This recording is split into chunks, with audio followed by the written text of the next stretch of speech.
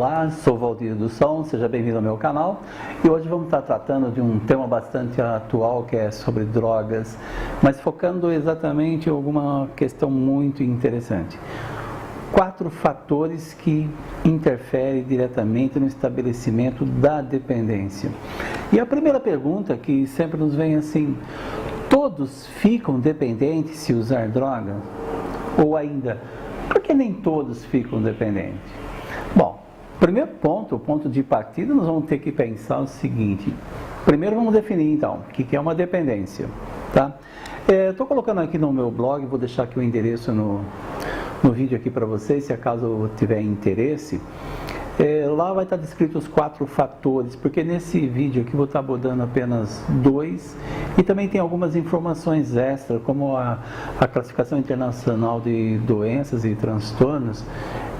Essa classificação ela é baseada lá no CID-10, uma classificação americana, que diz que a dependência, para ela ser reconhecida, pelo menos 3 dos itens lá elencados, 3 dos requisitos entre 6 deve ter ocorridos no período anterior de 1 ano.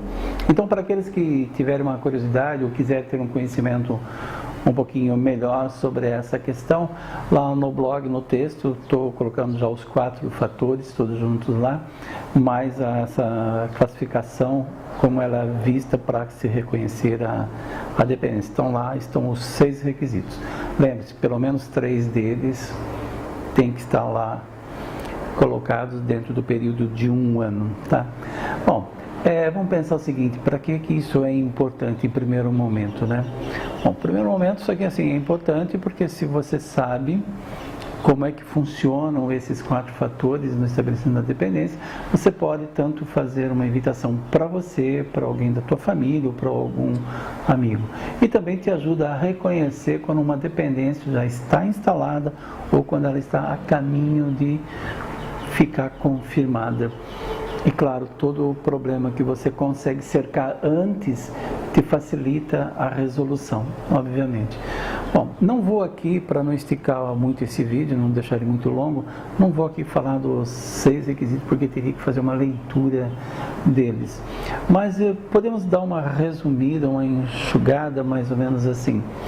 Se você acorda de manhã e a primeira coisa que te vem à cabeça é beber ou fazer uso de uma outra droga de sua preferência, logo pela manhã isso já te acontece e aí você já sai em busca, você já quer, vai lá, consegue, depois passa o dia procurando mais.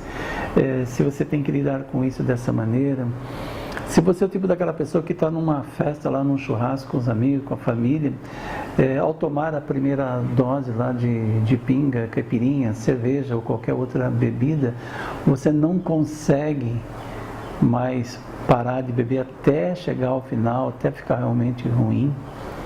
E também, assim, se você já se deu conta de que você tem que aumentar a dose cada vez mais para ter as mesmas sensações que você tinha lá no começo, se você tem que lidar com essas 3 questões que eu coloquei aí, então você deve considerar de maneira séria o que você possa estar dentro do que se chama dependência. Se não está muito próximo disso, mas se você já está tendo que lidar com as questões que eu te coloquei, você está numa dependência. A questão da dependência, ela também sempre traz alguns enganos para a gente, principalmente quando diz respeito à questão chamada tolerância.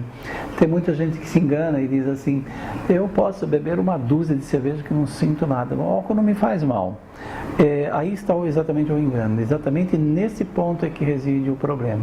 O seu corpo já sofreu uma adaptação forte e o que vai ocorrer é que você vai então ter que precisar de mais e mais quantidade. E todo esse álcool que está transitando pelo teu corpo, você pode estar adaptado, mas ele está passando por vários órgãos e com certeza vai lhe trazer algum problema no futuro, certo?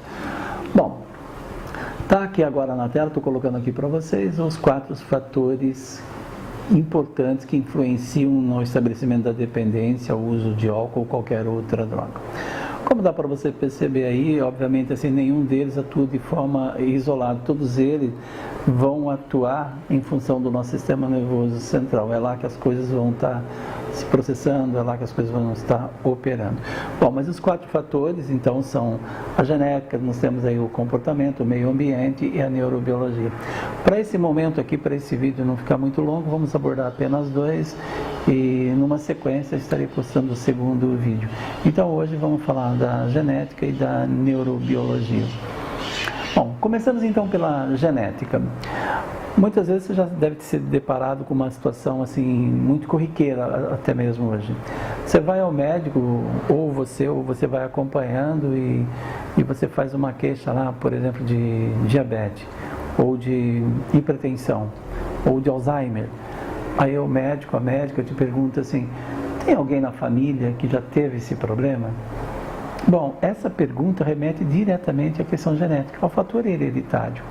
E uma das questões básicas também na questão das drogas, na dependência, tem a ver com o fator hereditário, tem a ver com essa genética.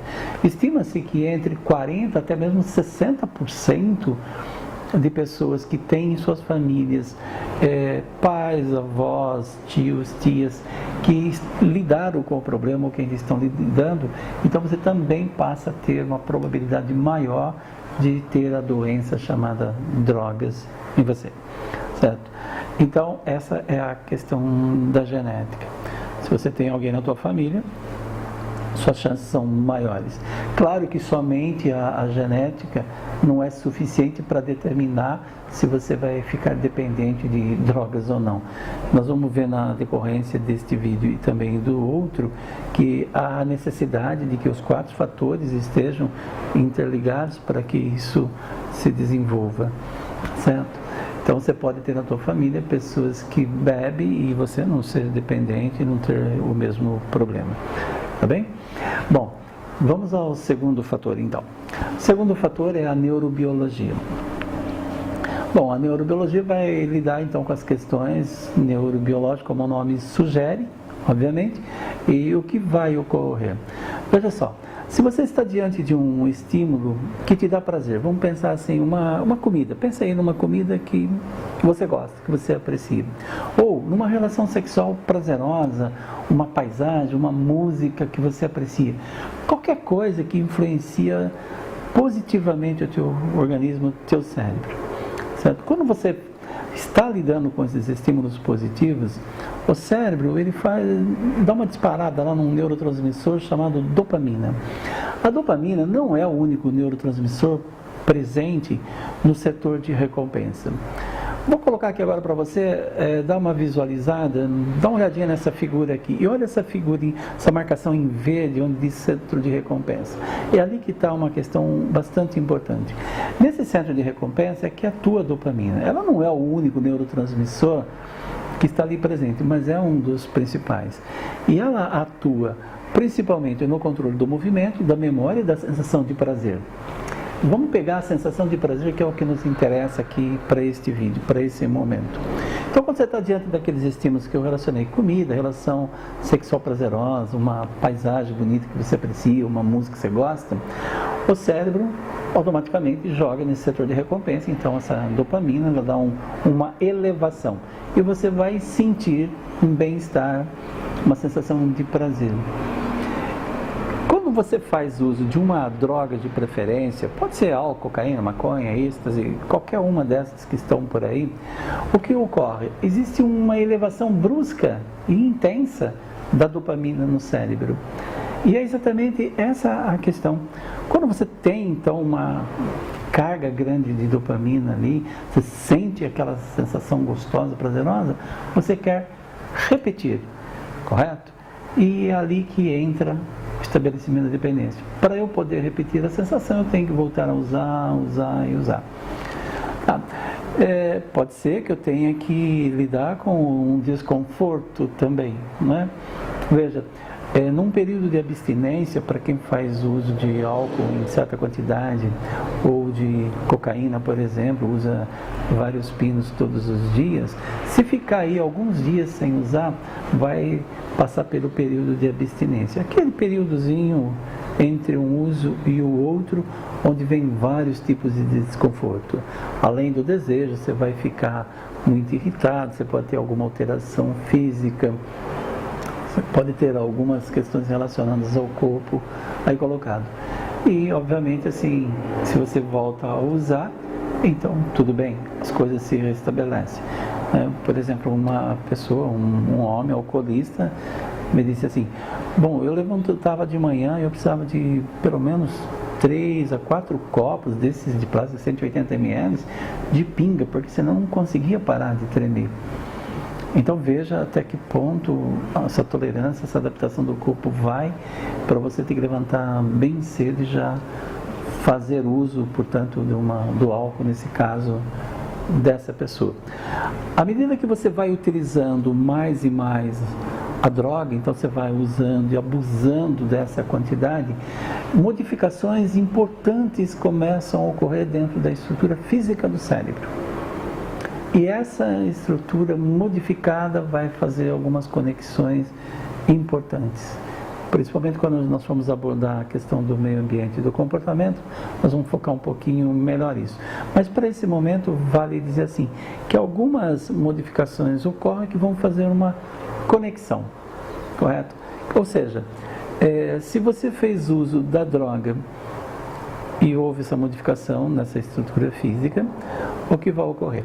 Quando você lembra, você sente desejo de usar de novo para ter a mesma sensação de prazer. Se você está no período de abstinência, aquele desconforto, tua memória automaticamente te remete para lá. Olha, se você fizer uso, você vai ficar bem outra vez. Temos aqui, portanto, os dois fatores, a genética e a neurobiologia, lembrando lá do começo como é que eu posso reconhecer uma dependência, e os dois fatores que vão complementar isso, que vão fortalecer. Talvez essas informações possam ser importantes para outras pessoas, Claro, eu desejo que seja, de fato. Se você também achar que pode ser importante, repassa, talvez nas suas mídias sociais ou para alguém mais próximo que você acha que possa ter interesse. No próximo vídeo vou estar trazendo o comportamento e o meio ambiente, algumas coisas bastante interessantes lá. Quando nós falamos de comportamento, a primeira coisa que nos vem à cabeça é pensar assim, será que não é uma falta de vergonha isso daí? Será que não basta querer? E quando se fala de meio ambiente, é também automático que eu pense, problemas são os amigos, as más companhias, tira as más companhias e acaba com tudo isso. Vamos ver se isso realmente é assim, ou pelo menos assim, o quanto isso possa ter de importância e de influência na questão do estabelecimento da dependência. Por hoje ficamos por aqui, obrigado por estar participando do vídeo, e se quiser deixar um comentário, terei o maior prazer em estar verificando e respondendo na medida do possível. Até breve, até o próximo vídeo.